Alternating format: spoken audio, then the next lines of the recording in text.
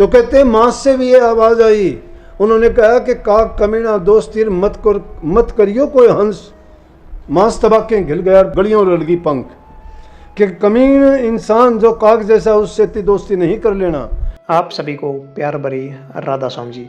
देखिए, जो आज का सत्संग का विषय है उसमें महाराज जी ने बताया कि सतगुरु के रंग में रंग जाओ, क्योंकि सतगुरु ही आपके जीवन को सार्थक बनाते हैं और आपके जीवन को संवारते हैं। गुरु महाराज जी ने बताया कि जिस प्रकार पारस पत्थर और लोहे के बीच आपने पर्दा रख दिया तो लोहा सोना नहीं बन सकता, उसी प्रकार सतगुरु और शिष्य के बीच यदि दुनिया की काम वासनाएं का पर्दा होता है तो शिष्य भी भगत नहीं बन सकता। अगर इंसान को सच्चा भगत बनना है तो उसको गुरु के समक्ष से सब कुछ खोल देना चाहिए, अपने सुख दुख मन विचार सब कुछ रख देने चाहिए ताकि गुरु उसकी संभाल कर सके। और साथ ही सतगुरु महाराज ने बताया कि संगति का असर किस तरह पड़ता है। तो चलिए आपका कीमती समय सत्संग को शुरू करते हैं। कृपया सत्संग को पूरा सुनकर पुण्य भागीदार अवश्य बनिए। राधा। कहते हैं एक बार काग और हंस की दोस्ती हो गई। अब काग और हंस की दोस्ती थोड़ी, काग तो जिसके साथ भी दोस्ती करेगा उसी को जो है गलत रास्ते पे डाल देगा। इसी प्रकार से हम भी अगर बुरों की संगति करेंगे तो बुरा आदमी हमें भी उन बुराइयों में ढाल देगा। शराबी आदमी हमें शराबी बना देगा, जुआ खेलने वाला हमें जुआ खेलना सिखा देगा, मांस मिट्टी मुर्गे मांस खाने वाला है हमें वो मिट्टी खानी सिखा देगा, मछली खानी सिखा देगा। क्या होगा कि एक बार नहीं करेंगे, दो बार नहीं करेंगे। बचपन की बात याद आती है, हुक्का बीड़ी का कभी हमें पीने का पता नहीं था।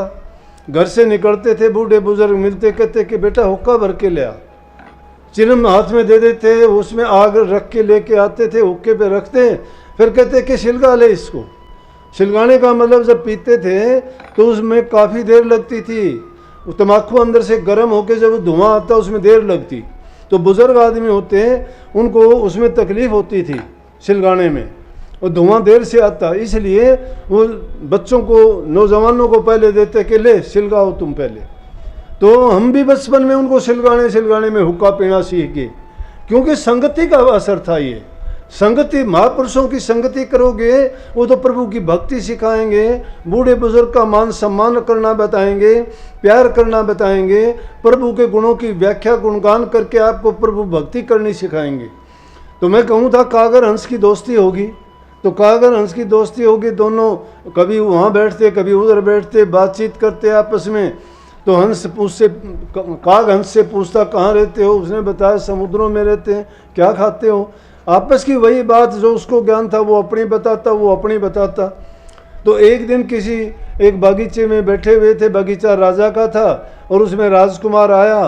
पेड़ के नीचे अच्छी घनी उसकी छाँव थी पेड़ों की, आराम से उस ठंडी छाँव में राजकुमार ने कहा यहाँ मुझे अच्छा लगता है, ठंडी हवा लगती है, पेड़ों की छाया है और यहाँ मन लगता है। वहाँ पर अपना उन्होंने बिस्तर लगवा के, सेज लगवा के उस पर लेट गया। थोड़ी देर के बाद में हंस बड़ा पक्षी होता है, पंख फैलाए बैठा था, काग ऊपर से आके उसके नीचे बैठ के और उसने बींट कर दी। बींट कहाँ की? राजकुमार के मुंह के ऊपर की। अब जब बींट उसने की और वो राजकुमार के मुंह के ऊपर गिरी, गिरने से जब उसने ऊपर देखा किसने की, काग तो वो काम करके उड़ गया। उसने तो बुरा करना था, बुरा आदमी बुरा इंसान बुराई करता है, उसका संग थोड़े टाइम के लिए करोगे तो भी अपना रंग दिखा देगा। राजकुमार ने क्या किया, जब देखा कि इस हंस ने ऐसा किया, उसको पता नहीं था कि हंस का और इसकी बींट कैसी होती है, उसने अपना तीर कमान उठाया और मारा, हंस धड़ाम दे नीचे आके गिरा, काग भाग गया वहाँ से। जब उसको देख के वो छटपटा रहा था, और उसने कहते हैं कि उस ज़माने में पशु पक्षियों की वाणी भी इंसान समझता था। सतयुग की चीज़ें हैं ये, आजकल की नहीं है। आज तो इंसान भी पशुओं की भाषा बोलते हैं, पशु इंसानों की भी बोलते हैं, ना बोलने से भी समझते हैं, इशारों को ही पकड़ लेते हैं। इंसान ने सबको सिखा दिया, हाथियों को सिखा दिया, शेरों को सिखा दिया, बैलों को सिखा दिया, दूसरे घोड़े हैं उनको सिखा दिया, अपने प्रयोग करने के लिए उनको इशारों की भाषा पढ़ा दी, सिखा दी। कठिन काम नहीं है। लेकिन उस ज़माने में कहते हैं जो शाब्दिक भाषा थी वो भी समझते और बोलते थे। जब वो नीचे छटपटा के घायल अवस्था में गिरा और राजकुमार से कहने लगा कि ये काम मैंने नहीं किया, आपने तो मुझे निर्दोष को मारा है। लेकिन उससे कहने से क्या था, कि वो तो वहाँ से चला गया। राजकुमार ने बोला कि वे उसको पछतावा तो बहुत हुआ, लेकिन किसी ने उसको, वहाँ था बागरम में रहने वाला वो मांस भक्षी था, उसने क्या किया, उसको हंस को उठाया, पाँख तो फाड़ के उसकी फेंक दी, उसका मांस था वो बना के उसने खाया। तो कहते हैं मांस से भी ये आवाज़ आई, उन्होंने कहा कि काक कमीना दोस्त तीर मत करियो कोई हंस, मांस तबाके घिल गया गलियों रलगी पंख, कि कमीन इंसान जो काक जैसा उससे इतनी दोस्ती नहीं कर लेना, कि मैंने ऐसे एक पक्षी से दोस्ती कर ली थी कि जिसके कारण मेरा मांस तो देगचियों में बर्तनों में बनने लग गया और मेरी पंख गलियों में रुड़ गई। इसलिए इंसान को अपनी संगति अच्छी बनानी चाहिए कि जिसके कारण उसके अंदर सद्गुण पैदा हों, लेकिन बुरों की संगति करोगे तो बुराई पैदा होंगी आप में। बुराइयों से बचना, अच्छे काम करना, नेकी के काम करना बड़ा कठिन और बड़ा मुश्किल है। जब वे नानक साहब घूमते हुए, भ्रमण करते हुए एक जगह पर गए हुए थे, तो वहाँ जो है सिद्ध जो महात्माओं की एक टोली थी वो आ गई। नानक साहब से बात करके उन्होंने अनेक बातों के अपने निवारण करवाए जो उनको भ्रम थे उनके बारे में। लेकिन फिर एक वहाँ पे उनका एक शिष्य था जिसका नाम भोला जी था। नानक साहब के टाइम की बात है। तो भोला जी के घर में वो आराम से अपने परिवार के साथ रहता था। रहते रहते एक दिन उसके पास एक, जैसे सब प्रकार के लोग होते हैं, आप में भी सब बैठे हुए सत्संगी नहीं हैं। कई लोग आके मेरे सामने शिकायत करते हैं कि जी मेरा लड़का था, उसने नाम लिया था, अब वो शराब पीने लग गया। शराब में उसको आनंद आता होगा, या कईयों को जब सज़ा मिलती है, शराब तो बर्बाद करके रखती है, समाज में रहते हुए समाज में बेइज्जती करवाती है, शरीर को बर्बाद करती है, धन की बर्बादी करती है और शरीर में रोग पैदा करती है। कुछ दिन के लिए बुद्धि भ्रष्ट, वो बेशक अपने आप को मस्त समझ ले लेकिन उसकी बुद्धि को भ्रष्ट कर देती है। वो अपनी माँ को माँ नहीं समझता, बहन को बहन नहीं समझता, पत्नी को पत्नी नहीं, भाई पिता को, सब नातों को मिट्टी में मिला देता है। अपनी बर्बादी कर लेता है, ज़मीन बेच देता है, जायदाद बेच देता है और उसके पास कुछ नहीं रहता। मांगना सीख जाता है, चोरी करना सीख जाता है, झूठ बोलना सीखता है। एक बुराई आने के कारण सारी बुराइयां उसके अंदर आ जाती हैं। एक बुराई शराब की, नशे की बुरी लत पड़ने के कारण उसमें सारी बुराइयां आ जाती हैं और सब कुछ उसके कारण वो बर्बाद कर लेता है।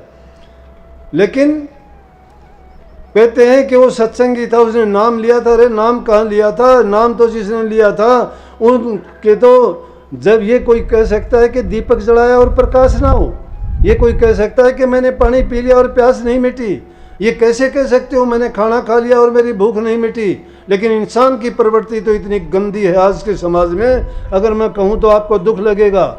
आप लोग बिना अग्नि के तो जलते हो, क्रोध की अग्नि में अपने आप को जलाते हो, नफरत और घृणा की उससे अपने आप को जलाते हो, बिन पानी के आप डूबते हो, दरिया समुद्र की जरूरत नहीं, चौड़े मैदान में डूबते हो, हर प्रकार की निंदा बुराइयां करके डूबते हो, गिरते हो।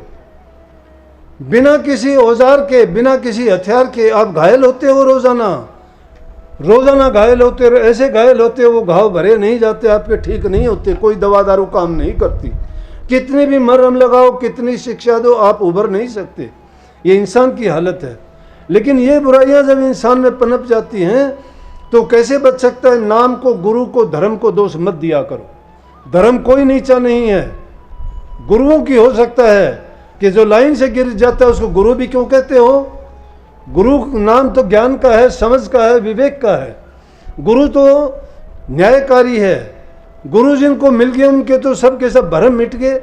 एक स्वार्थी आदमी गुरु के पास जाता है, मुझे ये मिल जाए, मुझे वो मिल जाए, मेरा ये काम हो जाए, मेरा वो काम हो जाए, वो उसके काम नहीं होते तो वो नाम के लिए नहीं गया, वो भक्ति के लिए नहीं गया, वो सुधार के लिए नहीं गया, अपने कल्याण के लिए नहीं गया, अपने जीवन को संवारने बनाने के लिए नहीं गया, वो इस संसार के काल रूपी जाड़ से बचने के लिए नहीं गया, वो तो संसार के पदार्थों के लिए मांगता भिखारी बन के गया था। क्या गुरु जानता नहीं है किस लिए तेरे पास आया था?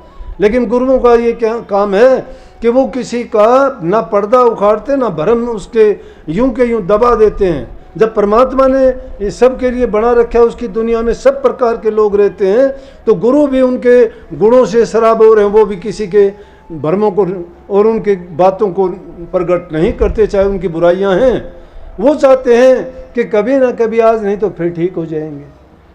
तो उनका ये कहना मिथ्या बातें हैं, झूठ की बात है ये। वो कपटी लोग आते हैं गुरुओं के पास ऐसे, वो कहते हैं कि हमने नाम लिया था और वो दोबारा बुराई में जा पड़े। फिर वो इंसान नहीं है। जो इंसान एक बार वादा करता है और वादा तोड़ देता है, तो उसके तो अंदाज़ा लगाया जा सकते हैं उनको क्या संस्कार मिले होंगे, किस परिवार में पढ़ा बढ़ा होगा, और उसको कैसे उसका परवरिश हुई होगी और किस हालात में वो रहा होगा।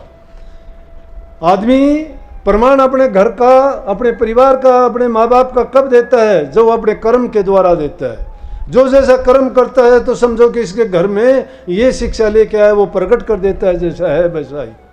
तो इसलिए मैं कहता हूँ कि वो एक सिख था, पक्का भगत था। भक्तों को परवाह नहीं होती, उनको मिल गया तो सब कुछ है, और ना मिला तो भी उनके पास सब कुछ है। उनके मन में धैर्य है, उनके मन में शांति है। वो गुरु की मौज रजा रमज को समझते हैं। क्यों है उसके साथ ऐसा? ये शिकायत नहीं करते। कोई आके कहता है जी मैं तो भक्ति भी बहुत करता हूँ, ध्यान भी बहुत करता हूँ, नाम का सुमरण भी बहुत करता हूँ, फिर भी मेरे साथ क्यों होता है ऐसा? क्यों मेरी लड़की को छोड़ दिया उन्होंने? क्यों उन्होंने झगड़े मुकदमे किए? मुझे क्यों रोग लगे? मैं कहता हूँ आपको चंद दिन का तो पता होगा, चंद वर्षों का भी पता होगा, मान लूँगा इस जीवन का भी आपको जन्म से लेने के बाद शुद्धि ली है उसका भी पता होगा। लेकिन क्या आपको ये भी पता है कि पिछले जन्म आपके क्या क्या हुए थे? क्या आपको ये भी पता है कि उन जन्मों में आपके कौन माँ बाप थे?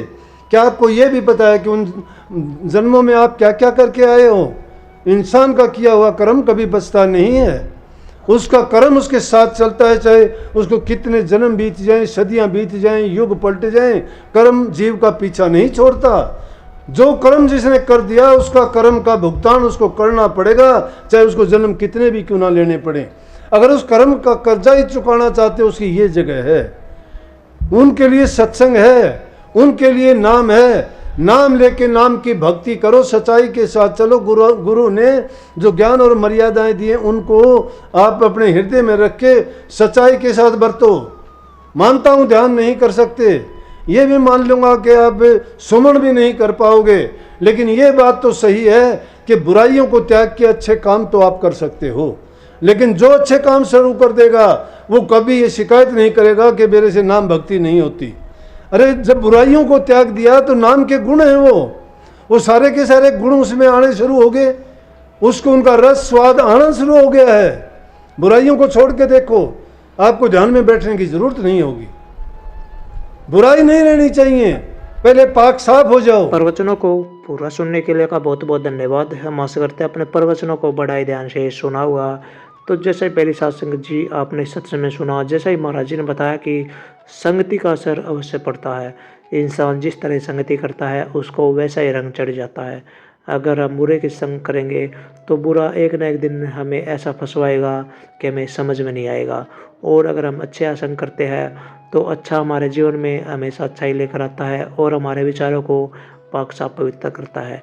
जैसे गुरु महाराज जी ने बताया कि सत्संग कीजिए और सत्संग के हर वचनों को मानिए और अपने जीवन को सार्थक बनाइए। तो कृपया गुरु महाराज जी की इन बातों को आप अपने जीवन में अवश्य उतारिए और अपने जीवन को एक नई दिशा अवश्य दीजिए। और साथ ही अगर आपको सत्संग अच्छा लगा तो कमेंट बॉक्स में राधा स्वामी लिखकर पुण्य भागीदार अवश्य बनिए। मिलते हैं जल्दी एक नए और बहुत ही प्यारे प्रवचनों के साथ। तब तक के लिए आप हमें दीजिए राधा स्वामी।